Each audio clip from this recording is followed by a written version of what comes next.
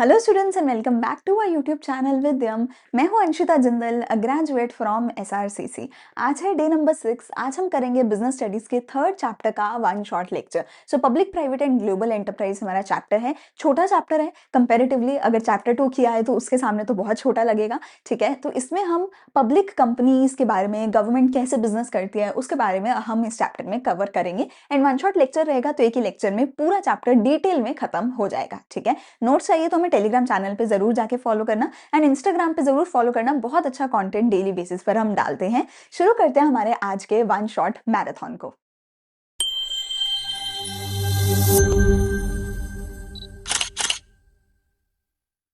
Start करते हैं हमारी पहली टाइप से, जो कि है डिपार्टमेंटल अंडरटेकिंग। सो देखो, अभी तक हमने चैप्टर नंबर 2 में बहुत सारी ऐसी फॉर्म्स ऑफ बिजनेस पढ़े जो प्राइवेट सेक्टर करता है। मतलब आप और मैं अगर as a private human being, private individuals अगर बिजनेस करना चाहते हैं तो हम पार्टनरशिप कर सकते हैं, कंपनी बना सकते हैं, है ना, कोऑपरेटिव सोसाइटी खोल सकते हैं। पर अगर गवर्नमेंट एक बिजनेस करना चाहे तो गवर्नमेंट किस किस तरीके से इंडिया में बिजनेस कर सकती है, उसके लिए हमारे पास 3 फॉर्म्स होती हैं जिसको हम इस चैप्टर में पढ़ते हैं। सबसे पहली फॉर्म मेरे पास आती है डिपार्टमेंटल अंडरटेकिंग। तो अगर सरकार बिजनेस करना चाहती है तो सरकार 3 तरीकों से बिजनेस कर सकती है। पहला तरीका है डिपार्टमेंटल अंडरटेकिंग। ये जो तरीका है ये सबसे ओल्डेस्ट तरीका है इंडिया में बिजनेस करने का और सबसे ट्रेडिशनल तरीका है सरकार के द्वारा बिजनेस किए जाने का। It is established as a department of the ministry and are considered part of an extension of the ministry itself. देखो, भारत में ना बहुत सारी मिनिस्ट्रीज होती हैं। ठीक है, मिनिस्ट्रीज के लिए होते हैं बहुत सारे मिनिस्टर्स। जो मिनिस्टर्स कहाँ पे बैठते हैं? पार्लियामेंट में बैठते हैं। ये जो मिनिस्टर्स होते हैं ना, इनके अंडर जो मिनिस्ट्रीज होती हैं, ये मिनिस्ट्रीज अगर बिजनेस करने लग जाएं तो इसको मैं एक departmental undertaking type of business बोलती हूँ। डिपार्टमेंटल अंडरटेकिंग में एक मिनिस्टर एक मिनिस्ट्री के अंडर बिजनेस करता है। जैसे कि अगर तुम्हें पता हो, हमारा एक रेलवे मंत्री है जो रेलवे की मिनिस्ट्री को हेड करता है। रेलवे एक मिनिस्ट्री है हमारे देश में, पर रेलवे जो है वो लोगों से पैसा चार्ज करती है जब भी तुम ट्रेन का यूज करते हो, और ऐसा करके रेलवे पैसा बनाती है, प्रॉफिट बनाती है। तो जो रेलवेज है वो टेक्निकली एक डिपार्टमेंटल अंडरटेकिंग है which is under the minister, जो मिनिस्टर पार्लियामेंट में बैठते हैं। ठीक है, तो रेलवेज है, पोस्ट एंड टेलीग्राफ डिपार्टमेंट है, डिफेंस है, डिफेंस एक मिनिस्ट्री है जिसके हमारे डिफेंस मिनिस्टर है। वो डिफेंस मिनिस्टर जो है हमारे, वो उसके अंडर डिफेंस का काम करते हैं। डिफेंस के अंदर हम बहुत सारी चीजें खरीदते भी है, बेचते भी हैं। तो डिफेंस जैसी चीजें हैं, रेलवेज है, पोस्ट एंड टेलीग्राफ डिपार्टमेंट, ये सारे मिनिस्ट्रीज हैं जिनके मिनिस्टर पार्लियामेंट में बैठते हैं। ये जब भी दुनिया को, हमारे देश के लोगों को कुछ देते हैं, बदले में पैसे चार्ज करते हैं। पोस्ट एंड टेलीग्राफ डिपार्टमेंट से जाओ, वो तुम्हारे से चिट्ठी पत्र कुछ भी भेजने के लिए पैसा चार्ज करेंगे, तो वो प्रॉफिट बनाते हैं।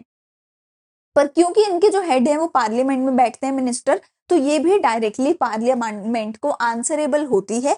अगर इन्होंने प्रॉफिट किया या लॉस किया या कुछ भी किया, इनको सब कुछ पार्लियामेंट में बताना पड़ता है, और पार्लियामेंट का सब कुछ हम लोग अपने टीवी पे देखते हैं। तो डायरेक्टली जनता को टीवी के थ्रू पता चलता है कि रेलवे में, डिफेंस में, किसी भी ऐसी मिनिस्ट्री में प्रॉफिट हुआ, लॉस हुआ, क्या हुआ, वो सब कुछ हमें पार्लियामेंट के थ्रू, टीवी के थ्रू पता चलता है। तो डायरेक्टली ये लोग जनरल पब्लिक को आंसरेबल होते हैं। ठीक है, तो ये क्या है? एक डिपार्टमेंट के अंडर है, act through the officers of the government and its employees are government employees. Rules of the central या स्टेट गवर्नमेंट आर एप्लीकेबल। तो इसके अंदर जो हेड होता है, हेड कौन होता है? हमारा मिनिस्टर।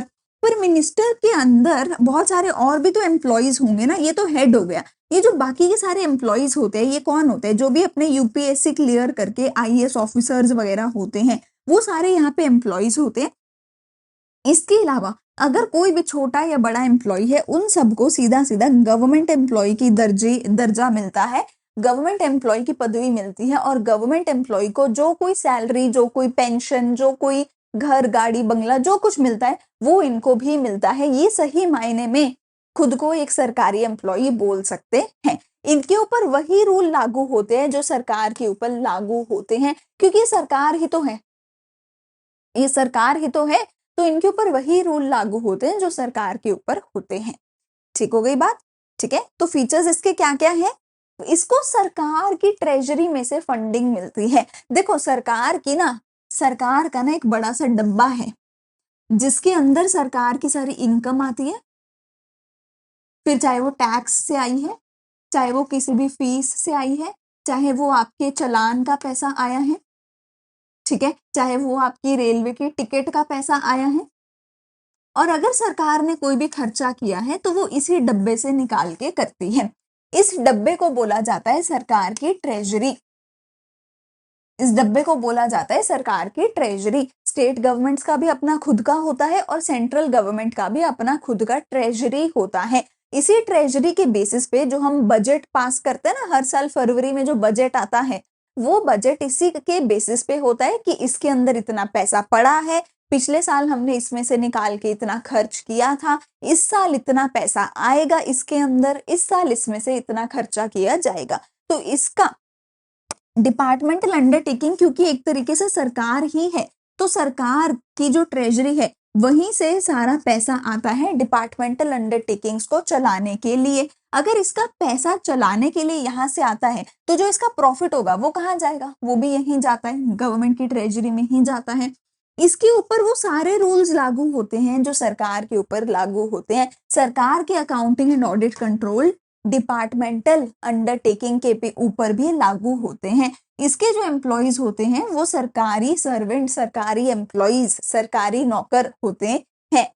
गवर्नमेंट के ही एक डिपार्टमेंट का एक डिवीजन ये होता है, या गवर्नमेंट का ही एक मिनिस्ट्री, एक डिपार्टमेंट होता है, और ये सीधा उसी मिनिस्ट्री को आंसरेबल होता है, और उस मिनिस्ट्री के द्वारा ये सीधा पार्लियामेंट को आंसरेबल होता है, और पार्लियामेंट के द्वारा ये सीधा पब्लिक को आंसरेबल होता है। ठीक है, मेरिट्स क्या है? ये सीधा सीधा पार्लियामेंट को आंसरेबल होता है, और पार्लियामेंट में विपक्ष भी बैठा होता है ना, ऑपोजिशन भी बैठी होती है जो इनसे सवाल कर सकती है, और पार्लियामेंट से पब्लिक को पता चलता है जो इनसे सवाल कर सकती है। ठीक है, revenue earned by the enterprise goes directly to the treasury. इसका जो प्रॉफिट आता है वो भी सरकार की ट्रेजरी में ही जाता है, तो ये सरकार के लिए एक इनकम का सोर्स बनते हैं। High degree of public accountability, जैसे मैंने बोला हम सब लोग अपने अपने टीवी स्क्रीन पे पार्लियामेंट में जो कुछ हो रहा है वो हम देखते हैं, तो पब्लिक को भी ये आंसरेबल होते हैं। और जब भी कोई नेशनल सिक्योरिटी की बात आती है, जैसे कि अगर डिफेंस की बात आती है, तो ऐसी चीजों को हमें बहुत ज्यादा सीक्रेट रखना होता है। ऐसी चीजों को हम प्राइवेट सेक्टर के हाथों में नहीं दे सकते, इसीलिए ऐसे केस में डिपार्टमेंटल अंडरटेकिंग यानी कि एक मिनिस्ट्री के अंडर इसको डालना सबसे बेस्ट रहता है, और ऐसे टाइम पे एक डिपार्टमेंटल अंडरटेकिंग ही बनाई जाती है। तो डिफेंस के केस में अगर हमें कुछ भी करना है वो एक डिपार्टमेंटल अंडरटेकिंग के थ्रू ही होगा। ठीक है, तो जब भी नेशनल सिक्योरिटी की बात आती है जिसे हमें बहुत ज्यादा सीक्रेट रखना है, उसके लिए ये फॉर्म ऑफ बिजनेस बहुत ज्यादा सूटेबल होता है। पर कुछ डीमेरिट्स भी तो होंगे अगर मेरिट्स हैं तो। फेल्स टू प्रोवाइड फ्लेक्सिबिलिटी, ये पूरी तरह सरकार के चंगुल में होता है। सरकार करप्शन भी करती है, सरकार तो एसी में बैठ के हवा खाती है, काम नहीं करती है, सरकार तो करप्शन करती है, पैसा खाती है, काम नहीं करती है। तो इस वजह से जो सरकार बोलेगी ये वही करेंगे। सरकार बदल गई, नई सरकार आके जो बोलेगी ये वही करेंगे, तो इनको खुद को कुछ करने की फ्लेक्सिबिलिटी नहीं है, ये खुद से कुछ कर नहीं सकते। इवन हमारे जो आईएएस ऑफिसर्स होते हैं ना, वो भी अ लॉट ऑफ टाइम खुद से कुछ नहीं कर सकते, क्योंकि उनके ऊपर सरकार बैठी है और सरकार जो बोलेगी ये वही करेंगे, तो इनको खुद को फ्लेक्सिबिलिटी नहीं मिलती। इनसेंसिटिव टू कंज्यूमर नीड्स, इनका मेन काम होता है, क्योंकि सरकार है, सरकार का मेन काम होता है गरीब लोगों का भला करना, तो इनका मेन मोटिव ही नहीं होता कि ये प्रॉफिट कमाएं। मोस्ट ऑफ द टाइम ये जो होते हैं डिपार्टमेंटल अंडरटेकिंग, इवन लॉस में चल रहे होते हैं, ये प्रॉफिट कमाते नहीं है। तो जब ये प्रॉफिट नहीं कमाएंगे तो अच्छी सर्विस कैसे देंगे? इसीलिए रेलवेज को आप कभी भी जाके देखोगे तो वो आपकी नीड्स, आपकी वांट्स के अकॉर्डिंग नहीं होगा, साफ सुथरा और अच्छा क्वालिटी का नहीं होगा। ठीक है, unable to take advantage of business opportunity, ये बिजनेस अपॉर्चुनिटी का एडवांटेज नहीं ले पाते। क्यों? क्योंकि मिनिस्ट्री है, 10 जगह से साइन होके एक पेपर आएगा, तभी पेपर को आगे लेकर जाया जाएगा, और जब तक वो 10 जगह से साइन होके आएगा, इतने में अपॉर्चुनिटी कोई और ले जाएगा। ठीक है, तो इसीलिए जब कभी क्विक डिसीजन मेकिंग करनी होती है, वहां पर ये फेल हो जाते हैं। पॉलिटिकल इंटरफेरेंस बहुत ज्यादा होती है, डिले इन डिसीजन मेकिंग होती है, ये मैंने बता ही दिया। एंड रेडिटेपिज्म होता है, वही बात हो गई कि जब तक 10 जगह पे एक पेपर जाके साइन ना हो जाए, तब तक कुछ चीज आगे नहीं बढ़ती। ठीक है, वही बात है, जो जो सरकार की प्रॉब्लम्स है वही इसकी प्रॉब्लम्स है, क्योंकि ये सरकार ही तो है। ठीक है, अगला मेरे पास आता है स्टैट्यूटरी कॉर्पोरेशन, सेकंड नंबर पे। अब पहले नंबर पे पूरी तरह से सरकार ही था, वो जो बिजनेस फॉर्मेट था डिपार्टमेंटल अंडरटेकिंग, वो एक तरीके से गवर्नमेंट ही थी, वो गवर्नमेंट से अलग थी ही नहीं। जैसे जैसे आगे बढ़ते जाएंगे, गवर्नमेंट से दूर जाते जाएंगे। स्टैट्यूटरी कॉर्पोरेशन को बनाती तो हमारी गवर्नमेंट है, इसको पैदा कौन करता है? हमारे देश की सरकार करती है। कैसे करती है? पार्लियामेंट में एक स्पेशल एक्ट पास करके, पार्लियामेंट में एक स्पेशल एक्ट पास करके इसको पैदा किया जाता है। पर इसका पालन पोषण कौन करता है? पालन पोषण इसका सरकार नहीं करती। जैसे कृष्ण जी के साथ हुआ था ना, पैदा किसी और ने किया था, पालन पोषण किसी और ने किया था। वही चीज इनके साथ भी है, इनको पैदा तो सरकार करती है, इनका पालन पोषण ये खुद से करते हैं, सरकार नहीं करती। तो सरकार क्या करेगी? एक एक्ट पास करेगी पार्लियामेंट में।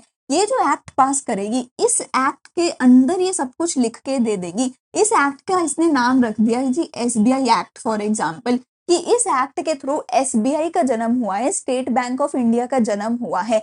इस एक्ट को पास किसने किया? सरकार ने, पार्लियामेंट ने। इसके अंदर लिखा है एसबीआई कितना पैसा, कितने एम्प्लॉइज, कितना काम, कितनी ब्रांचेस, कितने रूल्स रेगुलेशंस, सब कुछ इसके अंदर लिखा है एसबीआई के बारे में। अब जब ये एसबीआई बन गई है, कुछ एक लोगों को इसका हेड बना दिया जाएगा जो सब कुछ हैंडल करेंगे, और उसके बाद गवर्नमेंट पीछे हट जाएगी। अब किसी भी पॉलिटिकल पार्टी, किसी भी सरकार का कोई लेना देना नहीं है इसके साथ। अब ये एक सेपरेट लीगल एंटिटी है, इसका सेपरेट एग्जिस्टेंस है, जो सारे काम कैसे करेगी? इस एक्ट के अकॉर्डिंग करेगी। ये जो पन्ना है, ये जो पेज है, ये जो पीडीएफ है, इसके अकॉर्डिंग सारा काम होगा। अब ये सरकार से पूछ के कुछ नहीं करेंगे। ठीक हो गई बात? तो ये स्पेशल एक्ट के थ्रू एग्जिस्टेंस में आते हैं। इनकी जितनी भी पावर है, फंक्शन है, रूल्स है, रेगुलेशंस है, सब कुछ, अपने एम्प्लॉइज के बारे में सब कुछ, इसका गवर्नमेंट के साथ क्या रिलेशन होगा, इसका सारा करता धरता कौन है? ये एक्ट है। इस एक्ट में एक बार सरकार ने जो लिख दिया तो लिख दिया, उसके बाद सरकार भी कुछ नहीं कर सकती। तो इसमें गवर्नमेंट की पावर भी आ गई, क्योंकि गवर्नमेंट ने ही तो लिखा है जो भी लिखा है एक्ट में। पर अब जब गवर्नमेंट ने अपनी पावर का यूज कर लिया, अब इसको क्या मिल गई? ऑपरेटिंग फ्लेक्सिबिलिटी मिल गई है। अब सरकार इसमें दखल अंदाजी नहीं कर सकती, क्योंकि अब ये क्या बन गई है? एक सेपरेट लीगल एंटिटी है। अब ये सरकार से अलग है। अब सरकार इसके ऊपर रूल नहीं कर सकती, अपना दखल अंदाजी नहीं कर सकती, क्योंकि अब ये एक सेपरेट बिजनेस एंटिटी है। ठीक है, फीचर्स क्या है? सेटअप एंड गवर्न इसको कौन करता है? एक स्पेशल एक्ट ऑफ पार्लियामेंट करता है, क्योंकि ये एक सेपरेट लीगल एंटिटी है, एक सेपरेट इसकी एग्जिस्टेंस है, जैसे एक कंपनी की होती है। तो ये किसी के ऊपर केस कर सकती है, इसके ऊपर कोई भी केस कर सकता है।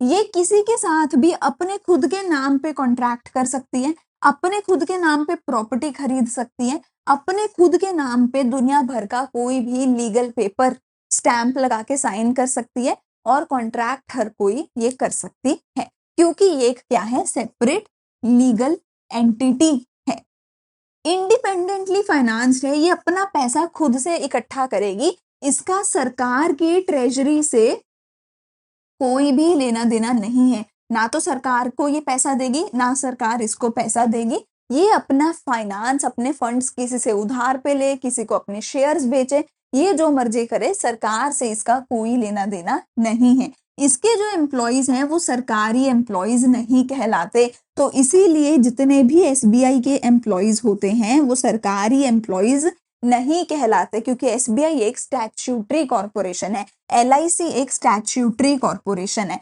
आरबीआई एक स्टैट्यूटरी कॉर्पोरेशन है। ठीक है, तो इनके जो एम्प्लॉइज हैं वो सरकारी एम्प्लॉइज नहीं कहलाते हैं। ठीक है, आगे चलें। ठीक है जी, तो जितने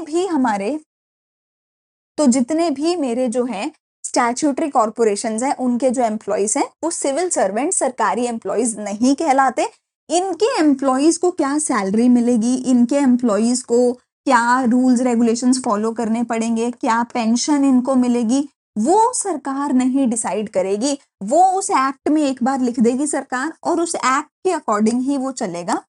अब सरकार के एम्प्लॉइज तो है ही नहीं वो, तो ये अपने एम्प्लॉइज को खुद से पैसा देगी, खुद से सब कुछ उनका करेगी।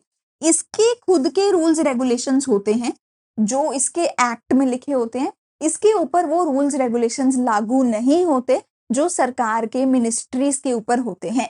डिपार्टमेंटल अंडरटेकिंग के केस में मिनिस्ट्री के ऊपर जो रूल्स रेगुलेशंस थे वही उसके ऊपर थे, पर इसका सरकार से अब कोई लेना देना नहीं है। इसके ऊपर कोई भी अकाउंटिंग ऑडिट के रूल्स लागू नहीं होंगे जो सरकार की मिनिस्ट्री के ऊपर होते हैं, वो इसके ऊपर लागू नहीं होंगे। मेरिट्स डीमेरिट्स क्या है? मेरिट है कि सरकार से अलग है तो फ्लेक्सिबिलिटी है, अपनी मर्जी से काम कर सकती है।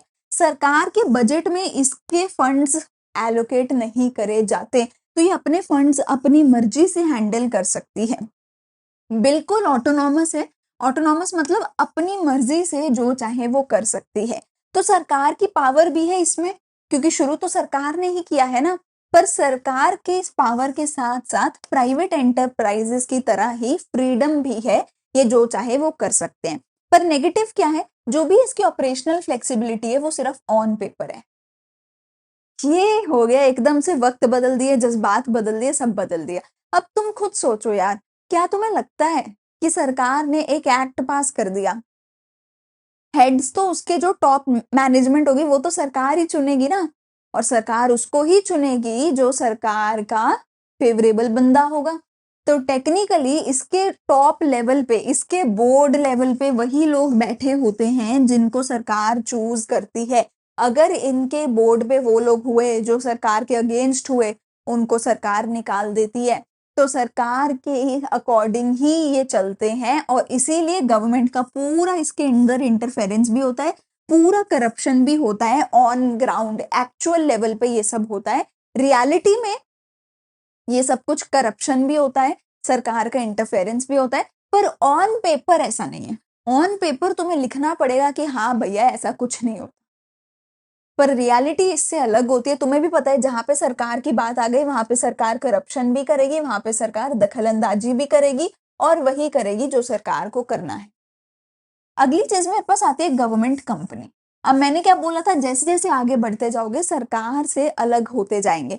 पहला वाला सरकार का ही पार्ट था, दूसरे वाले में सरकार ने पैदा किया था और फिर वो अपने आप काम कर रहा था। गवर्नमेंट कंपनी में क्या होता है, ये एक ऐसी कंपनी है जिसमें सरकार का 51% शेयर होता है, और बाकी का सारा शेयर प्राइवेट सेक्टर के पास हो सकता है।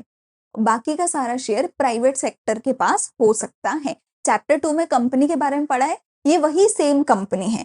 ये भी कंपनीज एक्ट 2013 के अंडर ही पैदा होती है, बनाई जाती है।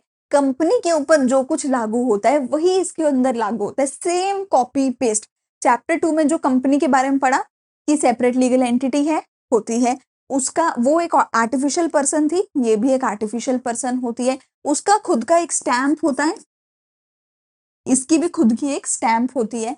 ठीक है, ये अपने नाम पे किसी पे केस कर सकती है, इसके ऊपर कोई केस कर सकता है, अपने नाम पे प्रॉपर्टी खरीद सकती है। जो कुछ एक सिंपल कंपनी कर सकती है वही सब कुछ एक गवर्नमेंट कंपनी कर सकती है। बस इसमें होता क्या है कि इसकी 51% जो ओनरशिप है, इसके जो 51% शेयर है वो सरकार के पास होने चाहिए। कौन सी सरकार के पास? या तो सेंट्रल गवर्नमेंट के पास, या किसी भी स्टेट गवर्नमेंट के पास, या सेंट्रल और स्टेट गवर्नमेंट मिलकर ले लें इसके शेयर।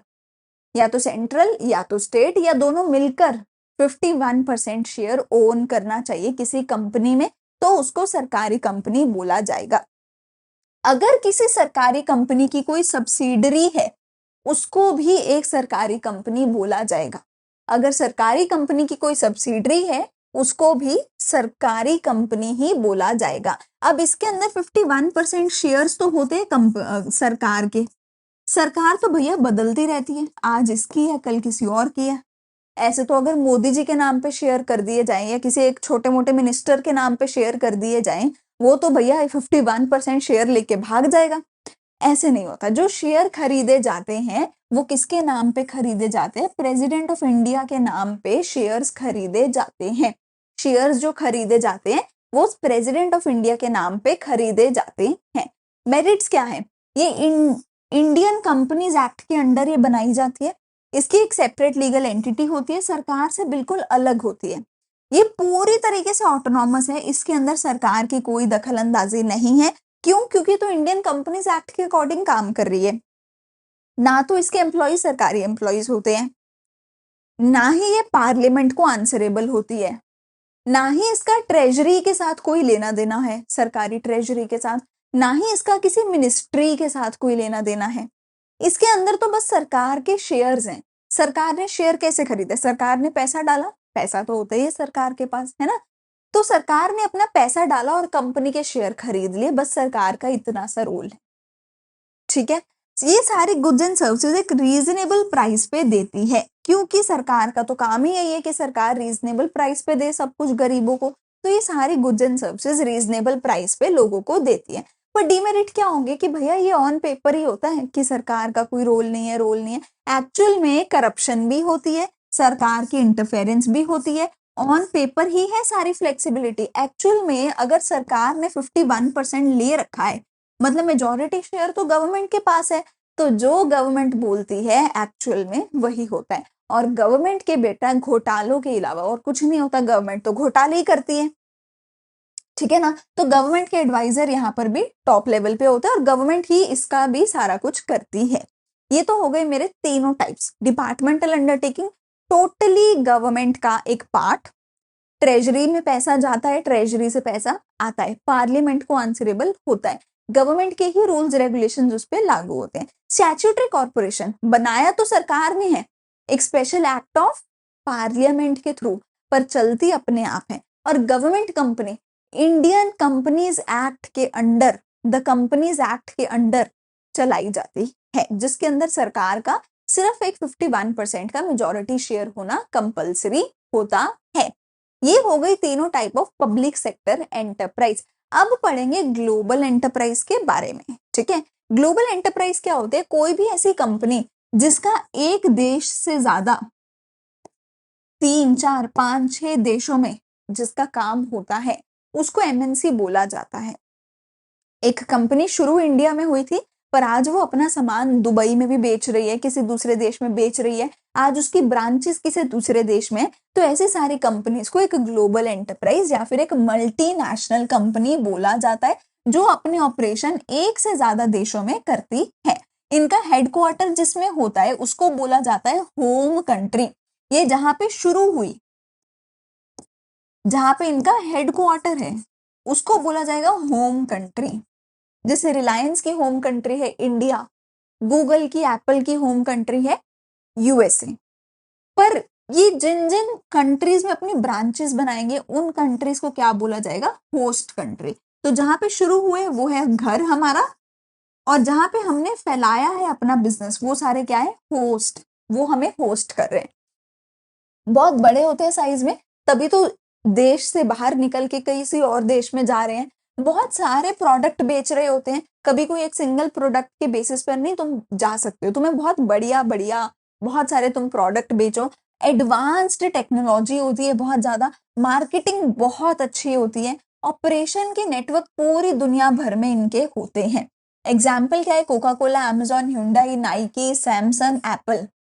सिंपल बात है, जिसके पास ज्यादा पैसा है वो एक एमएनसी बन सकती है। एमएनसी बनने के लिए पैसा तो सबसे पहली फर्स्ट रिक्वायरमेंट है, वरना बिना पैसे के तुम एमएनसी नहीं बन सकते। ठीक है, चले। और एमएनसी का सब कुछ एक बहुत बड़े लेवल पे होता है। ह्यूज कैपिटल रिसोर्स, पैसा बहुत ज्यादा चाहिए। दूसरे देशों में जाके उनके साथ कोलैबोरेशन कर सकते हो। मतलब अगर मैं इंडिया में हूं ठीक है, और मुझे जाके दुबई में भी अपना बिजनेस खोलना है, तो मैं क्या करूंगी, या तो दुबई में जाके जीरो से फ्रेश स्टार्ट करूं, या मैं दुबई में जाके वहां की किसी कंपनी को खरीद लूं, उसके 100% ओनरशिप मैं खरीद लूं, या उसके साथ 50-50 पार्टनरशिप कर लूं, या उसके साथ कोई ना कोई एक कोलैबोरेशन कर लूं, मैं उसके लिए उसके साथ पार्टनरशिप कर लूं, कुछ ना कुछ मैं उसके साथ कर लूं, मर्जर एक्विजिशन, किसी ना किसी एक तरीके से मैं दुबई की किसी कंपनी के साथ कोलैबोरेट कर लूं, सो दैट उसके जो कस्टमर होंगे वो कस्टमर मेरे भी बन जाएंगे और मुझे जीरो से फ्रेश स्टार्ट नहीं करना पड़ेगा। ये सबसे आइडियल तरीका होता है, ठीक है, क्योंकि दुबई के लोगों ने मेरा नाम तो सुना नहीं होगा, मैं इंडिया में कितना ही बड़ा काम कर दूं, वहां के लोगों को नहीं पता होगा कि मैं कौन हूं, क्योंकि मैं तो एक नए देश से आई हूं, है ना। तो मुझे वहां पे जाके उनके कंपनीज के साथ कोलैबोरेट करना पड़ेगा। टेक्नोलॉजी एडवांस होनी चाहिए, तभी आप जा सकते हो भैया, वरना तो स्कोप कम ही होता है। प्रोडक्ट इनोवेटिव होना चाहिए, कुछ ऐसा होना चाहिए जो दुबई के लोगों के पास पहले से नहीं था। अगर पहले से कोई बेच रहा है तो वो why would they be interested कि वो किसी और देश का सामान खरीदे। मार्केटिंग स्ट्रैटेजी इतनी अच्छी होनी चाहिए कि लोग देख के फिदा हो जाए कि भाई ये तो बढ़िया चीज है, ये खरीदना है, मुझे मजा आ जाए, लबूबू खरीदेंगे हम तो, वो डॉल सी है ना, लबूबू लबूबू, वो मार्केटिंग ही तो थी।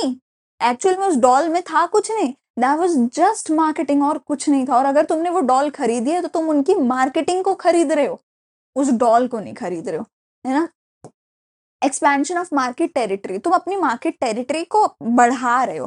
पहले तुम सिर्फ इंडिया इंडिया में काम कर रहे थे, अब तुम दुबई में भी काम कर रहे हो, फिजिकल डोमेस्टिक टेरिटरी को बढ़ा रहे हो, इन एक्सपैंड कर रहे हो। सेंट्रलाइज कंट्रोल, इनका जो कंट्रोल होता है वो इंडिया से ही बैठ के होता है, क्योंकि हेडक्वार्टर इंडिया में है, या मतलब मैं बोलूं जो होम कंट्री है वहीं से बैठ के इनका कंट्रोल होता है। अगला मेरे पास आएगा ज्वाइंट वेंचर। ज्वाइंट वेंचर क्या है, देखो, जब दो बिजनेसेस या दो से ज्यादा भी हो सकते हैं, जब दो बिजनेस साथ मिलके काम करने को राजी हो जाते हैं तो वो एक ज्वाइंट वेंचर खोलते हैं। जब कोई भी दो अलग अलग बिजनेस साथ मिलके काम करने को राजी हो जाते हैं तो वो एक ज्वाइंट वेंचर खोलते हैं, जैसे कि वोडाफोन आइडिया, वी वी आई। पहले वोडाफोन और आइडिया दो अलग अलग कंपनीज होती थी जो जियो के आने से पहले बहुत अच्छे से चल रही थी, पर जियो ने आके सबको तबाह कर दिया, सिर्फ एयरटेल बचा, कुछ एक बंद हो गई, वोडाफोन और आइडिया मर्ज हो गई और फिर भी बहुत बुरी हालत में है। तो वोडाफोन और आइडिया ने मिलकर क्या कर लिया, मर्ज हो गई थी। जब भी कोई दो बिजनेस साथ मिलके काम करते हैं एक कॉमन पर्पस के लिए, म्यूचुअल बेनिफिट के लिए, जिसमें दोनों का बेनिफिट हो, तो उससे एक ज्वाइंट वेंचर निकल के आता है। टू और मोर पेरेंट कंपनीज होती हैं, they agree to share the capital, they share the technology, they share the employees human resource, risk, reward in the formation of a new entity under the shared control. पहले Vodafone एक अलग company थी, idea एक अलग company थी, फिर दोनों ने मिलकर एक सिंगल कंपनी बना ली, ठीक है, दोनों ने मिलकर एक सिंगल कंपनी बनाई। अब ये जो नई कंपनी है उसमें इन दोनों की शेयर भी होगी, 50-50 हो सकती है, कुछ भी रेशो हो सकती है, इन दोनों का पैसा भी होगा उसमें, इन दोनों के एम्प्लॉयज भी होंगे, इन दोनों की टेक्नोलॉजी भी होगी, इन दोनों के कस्टमर भी होंगे, इन दोनों के प्रोड्यूसर, सेलर, सप्लायर, हर कोई होगा उस नई कंपनी में, ठीक है। जो भी प्रॉफिट या लॉस है वो भी ये लोग शेयर करेंगे, ठीक है। ये हम करते क्यों है, ये करते क्यों है, जैसे वोडाफोन और आइडिया ने क्यों किया था, क्योंकि वो जियो से डर के कुछ तो करते, वरना तो बंद हो जाते दोनों, दोनों ने साथ मिलके किया तो एटलीस्ट वो सरवाइव कर पाए, ठीक है। तुम एक नए देश में जा रहे हो, वहां पे जाके काम करने के लिए तुम ये कर सकते हो, अपनी मार्केट को एक्सपैंड करने के लिए कर सकते हो, नया प्रोडक्ट लॉन्च करने के लिए कर सकते हो, नए देश में नई मार्केट में जाने के लिए, ठीक है। उस इन सब चीजों के लिए तुम एक ज्वाइंट वेंचर बना सकते हो। ज्वाइंट वेंचर कैसे कैसे टाइप के हो सकते हैं, टाइप्स ऑफ ज्वाइंट वेंचर कौन से हो सकते हैं। पहला है contractual joint venture, CJV. A new jointly owned entity is not created. Contractual joint venture क्या होता है ना, कि मेरा काम कुछ और है, तुम्हारा काम कुछ और है, पर हमें एक सड़क बनाने का प्रोजेक्ट मिला है सरकार से, एक हाईवे बनाने का प्रोजेक्ट मिला है सरकार से, जो प्रोजेक्ट हम दोनों मिलकर ले सकते हैं और दोनों मिलके हाईवे बना सकते हैं। आधा काम तुम करो, आधा मैं करूँ, सीमेंट वगैरह कुछ मैं दे दूं, कुछ तुम दे रहे हो काम, ठीक है। तो हम दोनों ने एक कॉन्ट्रैक्ट बनाया कि ये जो हाईवे है, ये हाईवे हम दोनों साथ मिलके बनाएंगे। तुम्हारी कंपनी अपनी है, मेरी कंपनी अपनी है, पर इस प्रोजेक्ट के लिए हम दोनों पैसा लगाएंगे, एक्सपर्टीज लगाएंगे, अपनी एम्प्लॉयज को भी लगाएंगे, अपना सामान और सब कुछ लगाएंगे। ये प्रोजेक्ट साथ में करेंगे। इस प्रोजेक्ट का प्रॉफिट और लॉस शेयर करेंगे। प्रोजेक्ट के खत्म होते ही तुम अपने रास्ते, मैं अपने रास्ते, तुम्हारी कंपनी अपनी चलेगी, मेरी कंपनी अपनी चलती रहेगी। इसको बोला जाता है कॉन्ट्रैक्चुअल जॉइंट वेंचर। इसके अंदर कोई इक्विटी शेयर्स, कैपिटल वगैरह कुछ ऐसे नहीं होता। पर इक्विटी बेस्ड जॉइंट वेंचर क्या है? वही जो मैंने समझाया था कि वोडाफोन और आइडिया मिलकर एक नई कंपनी बन गए। इसके अंदर कोई नई कंपनी नहीं बनी, इसके अंदर मिलकर एक नई कंपनी बन गई, पुराने वाली खत्म हो। ठीक है, इसके अंदर क्या है कि एग्रीमेंट है कुछ काम करने के लिए, साथ में अपनी ओनरशिप वगैरह कुछ शेयर नहीं करते, वो कुछ इनपुट्स लेके आते हैं। They exercise some control on the business venture, जैसे कि आप एक फ्रेंचाइजी दे रहे हो किसी को अपनी। ठीक है, पर इक्विटी बेस्ड ज्वाइंट वेंचर में क्या है? सेपरेट बिजनेस एंटिटी, एक नया बिजनेस बनाया जाता है। वोडाफोन अलग था, आइडिया अलग था, और वोडाफोन आइडिया ये एक नया बिजनेस है जो इन दोनों पिछले वालों से अलग है। अब ये एक नया है जिसमें ये दोनों जो है जॉइंटली ओनरशिप होंगे इन दोनों की। ठीक है, जॉइंटली दोनों प्रॉफिट लॉस भी शेयर करेंगे, सब कुछ शेयर करेंगे, ownership, management, responsibility, P&L, profit and loss, ठीक है, कैपिटल, सब कुछ शेयर करेंगे। और ऑब्वियसली इक्विटी शेयर दोनों कंपनीज के पास होगा। और इसमें ऐसा नहीं कि कोई एक प्रोजेक्ट कर लिया और छोड़ दिया, ये हमेशा के लिए करेंगे। ठीक है, पब्लिक प्राइवेट पार्टनरशिप, जब सरकार और प्राइवेट सेक्टर दोनों मिलके बिजनेस करे तो वो PPP मॉडल करते हैं। सरकार कहती है कि भैया मैं तो गरीबों के लिए काम करूंगी, प्राइवेट सेक्टर कहता है मैं तो अमीरों के लिए काम करूंगा। फिर ये दोनों साथ में कैसे काम करते हैं? ये दोनों साथ में काम तब करते हैं जब सरकार बोलती है कि काम मुझे अच्छा चाहिए, पर प्राइवेट सेक्टर कहता है कि अच्छा काम करने के लिए पैसा लगेगा और पैसा मेरे पास है नहीं। तो सरकार कहती है कि भैया कोई नहीं, पैसा मैं दूंगी, तुम मुझे अच्छा काम करके दे दो। तुम एक चीज तो मानते हो ना, जहां भी प्राइवेट सेक्टर होता है वहां पे काम अच्छा बहुत होता है पर महंगा बहुत होता है, और जहां पे गवर्नमेंट सेक्टर होता है वहां पे हर चीज सस्ती होती है पर अच्छी क्वालिटी की नहीं होती है। तो गवर्नमेंट के पास पैसा होता है, प्राइवेट सेक्टर के पास एक्सपर्टीज होती है। तो गवर्नमेंट अपना पैसा लेके आती है, प्राइवेट सेक्टर अपना एक्सपर्टीज लेके आता है, और इस तरीके से एक बिजनेस बनाया जाता है कि गरीबों का भला भी हो जाए और अच्छा काम करने की वजह से, एक्सपर्टीज की वजह से हमें प्रॉफिट भी हो जाए।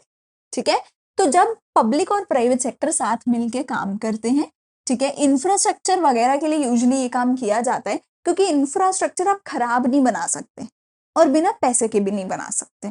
तो ऐसी हाई जो इंपॉर्टेंस वाली और महंगी चीजें हैं, प्रोजेक्ट्स हैं, उनके लिए ये किया जाता है। Public sector ensure social obligation are fulfilled and public investment are successfully met. The government contributes capital, government जो है कैपिटल पैसा देती है, एसेट्स देती है। ठीक है, that support the partnership in addition to the social responsibility, environmental awareness and local knowledge. Private sector क्या करता है? वो अपनी एक्सपर्टीज का यूज करता है, इनोवेशन लगाता है, अपनी अपनी अच्छी मैनेजमेंट करता है और काम अच्छे से करता है। जैसे कि power generation and distribution, water and sanitation, pipeline, hospital, school building, teaching facilities, इन सब कामों में काफी बार पब्लिक प्राइवेट पार्टनरशिप देखने को मिलती है, क्योंकि इन सब कामों में पैसा भी बहुत चाहिए, तो सरकार पैसा देती है। सरकार सारी गवर्नमेंट रेगुलेशंस को फुलफिल करने में मदद करती है। सरकार गरीबों का भला करे, इस चीज को भी इंश्योर करती है। सरकार एनवायरनमेंट खराब ना हो, इस चीज को भी इंश्योर करती है। और प्राइवेट सेक्टर इंश्योर करते हैं कि सारा काम अच्छी क्वालिटी का हो, अच्छे तरीके से हो। ठीक है, हो गई बात। चलो, यहाँ पे हमारा ये पूरे का पूरा चैप्टर होता है खत्म। कुछ आगे नहीं बचा, नहीं बचा, कुछ आगे हमारे पास नहीं है। यहाँ पर ये मेरा पूरे का पूरा चैप्टर होता है खत्म। अगर वीडियो अच्छी लगे तो लाइक शेयर सब्सक्राइब जरूर करना चैनल को। हम मिलेंगे अगली वीडियो में।